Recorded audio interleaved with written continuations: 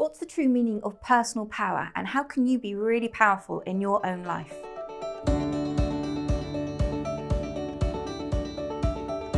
So when we're talking about personal power, we're talking about those behaviours that bring out your personal power, that bring out the best in you. And there is a point, a sweet spot as it were, where the behaviours above this point bring that personal power out. And then there's a range of behaviours below that point, which compress that power, make you less effective. So that point of power, let me demonstrate on the flip chart for you. So talking about where you're really powerful. So this is your lightning bolt, where you're really, really strong and powerful. Behaviours below this line, we're looking at behaviours such as blame. So you've probably had people in your team who demonstrate this behaviour. So it's blaming somebody else for something, and it's probably quite instinctive. Brené Brown has a brilliant short video on blame and what it can do and how it impacts people. She talks about a story where her husband was due to come home at about 10 o'clock at night, and she'd asked him to be back at that time because she can't sleep if he's not back in time. So he got back half an hour later, just 30 minutes later, and the next morning she's feeling a little bit tired because the sleep pattern's disrupted, and she had her second cup of coffee. On her second cup of coffee, somehow she dropped the cup. It smashed onto the floor and coffee splashed everywhere, including over her brand new white trousers. And the first thing that she says is, "Damn you, Steve." And in her mind, she's aware of this, she's absolutely brilliant, you must watch her videos. In her mind, it's Steve's fault that she had the second cup of coffee. And it's Steve's fault that therefore she dropped that second cup of coffee. And it's Steve's fault therefore that when she dropped it, it smashed and splashed. And it's a fascinating mind process. And people who are prone to blame have got a very, very quick process for finding somebody else to blame. But imagine this is an ingrained thought process, but it's taking energy as well. Worse than that, on something perhaps a little bit more important within business or more impactful, that instinctive blame, it gives a veneer for a second or two of feeling in control because there's somebody to blame and you know why it happened. But ultimately, you're going to realise that you're not in control because somebody else is always to blame. If you're not taking responsibility for something and you're always blaming somebody else, then you're out of control. So blame is a really, really powerful one. Another behaviour that really takes people below this point of power is excuses. Now, we've all heard the jokes about the dog ate my homework, that type of thing. But there are a lot of people who use excuses. And a lot of us will get quite tired of that. So the person who turns up to a meeting late and they've got a string of excuses about the traffic on the M25 and why there's a problem here, etc., etc., etc.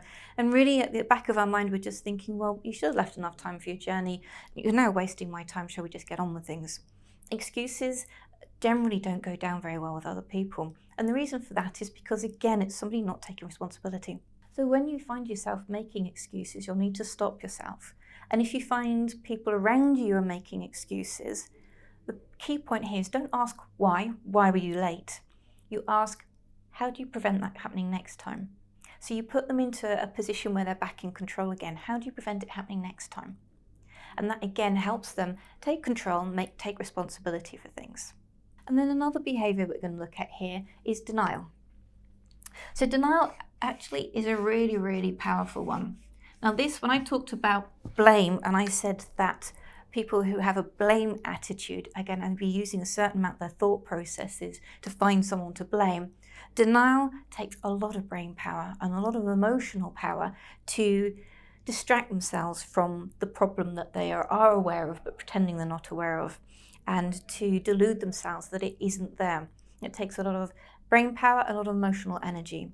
So on an instinctive level, yes, it might feel better, it might feel okay, and you might be able to convince yourself.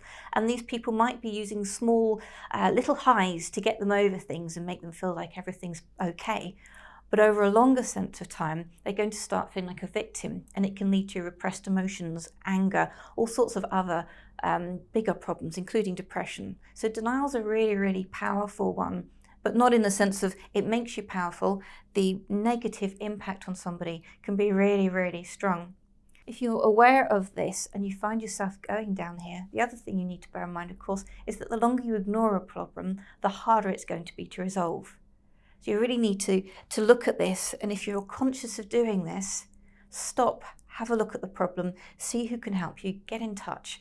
Make sure that you're not sitting in here and you're not spending a lot of your energy and your time avoiding a problem when that energy and time would be better used resolving the problem.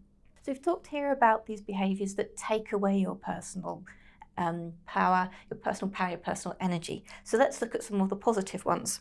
Now, one of the words that I've used several times here was responsibility.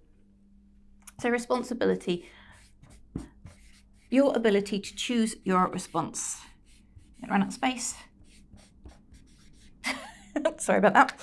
So responsibility, your ability to choose your response to something.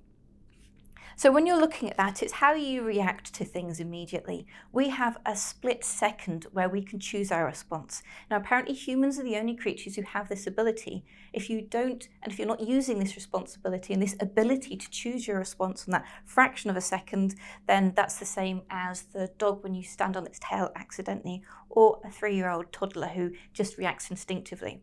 So we have the ability to use that fraction of a second to choose our response. And the more we get used to doing that, the easier it becomes. So choosing our response to something, there are a lot of things that you will react instinctively. If you get some really bad news in your business, you've lost a big contract, for example, yes, it's going to take a hit for a second or two. And we have a bit of a joke, yes, you can spend sort of 5 minutes below the line, but then you're going to have to stop, choose your response, choose how you're going to deal with this setback, and then work out what you're going to do going forwards. So your ability to choose your response, really, really powerful. And on a similar line, then we start to look at accountability.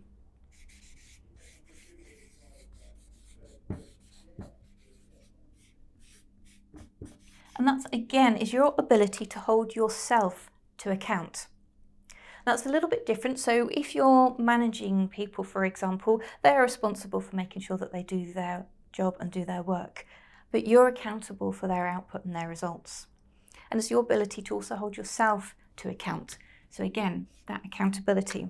And this might be making sure that you are pushing forward with a project. You're doing the right things at the right time. You're not procrastinating, not avoiding things, not putting things off. So that's your ability to hold yourself to account. And then finally, one that makes you really, really powerful overall is going to be ownership. Taking ownership.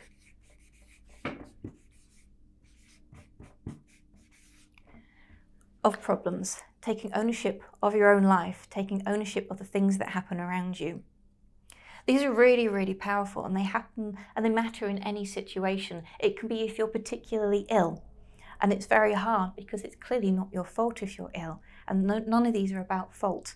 They're about taking responsibility. So if you're ill, you're unwell, it's about looking at what you can do to improve some of the symptoms, how you can manage that, and how you take responsibility for what's happened to you, even though it's not your fault. So if you look at those three, we're looking at accountability, ownership, responsibility, taking those around with you every day, thinking about how you hold yourself to account, how you respond to the events going around you, and then looking at these and just keeping an eye on ourselves, making sure that we're not slipping into these. If we are, take stock, take 10 minutes, have a coffee and just think it through. What's happening? What are you doing? What are the behaviours here? And what are the potential drawbacks of these behaviours? And how can you shift yourself up to here? I hope you found that really interesting and really helpful. It'd be lovely to hear some of your stories, get some of your feedback, times where you've found yourself in either of these areas, or if you're encountering any problems now. As I said, please do get in touch. Thank you.